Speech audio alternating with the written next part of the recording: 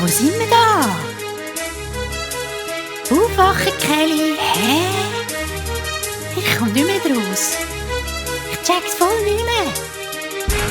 Hey, ich check's voll nicht mehr. Wo sind wir gelandet? An was für einem gottverlassenen Ort sind wir da gestrandet? Kelly, nimm mal das Handy, führe schalt Google Maps ein und mach grad ein Strandfoto von mir. Ich fühl mich sexy. Gottfried Stutz, Google Maps geht gar nicht. Nein. Hey Schwester, wenn du bald keinen Empfang hast, will ich wieder heim. Ich kann im Fall wirklich nicht verbinden. Was? Du hast kein Netz da? Wirklich nicht im Fall. Haben wir doch gesagt, sollst du den Swisscom gehen? Wir haben kein WLAN, haben keinen Empfang da, können nicht ins Web gehen. Wir haben kein Netz da, wir haben kein WLAN, können da nicht posten, können nicht auf Insta, ist voll der Seich da. Und unsere Kleider sind voll verrissen, sind voll verschissen, bin doch Fashionista. Schaut da an, das muss in meinem Blog ein. Die geilen Outfits müssen wir uns anziehen. Auf meinem Fashion-Blog haben wir ein Foto posten. Mein Lieblingsbild ist von mir zwischen Bambusposten.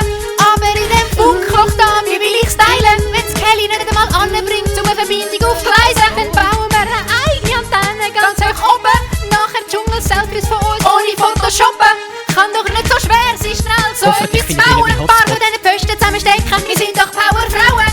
Wir haben kein WLAN, bauen Antennen, aber Mädchen fallen nicht im Wasser, nein, grad da hin. Wir nehmen den Stecker, so geht das wie jeder weiss. Einfach in den Himmel heben, so macht's am Sunrise. Oh, es hat nicht gelangt, so gibt's nie WLAN. Wir müssen dort hochgehen, den Posten nicht einschlagen. Jetzt machen wir WLAN, wir schaffen das zusammen. Dann posten wir grad Selfies, hey, schaut mal da hin. Die Mönche von dem Tempel, die haben mir gesagt, dass man die Strahlen auf die Länge eigentlich nicht vertreibt. Könnte Brustkrebs geben, darum lasse ich besser die Finger davon. Könnte Brustkrebs geben, sonst ich will ich sicher nicht bekommen. Könnte Brustkrebs geben, das wollte ich sicher nicht und außerdem könnte Brustkrebs geben, kann ich langsam auch die Natur da rausgeben. Könnte Brustkrebs geben, und eigentlich ist es ganz easy ohne Internet.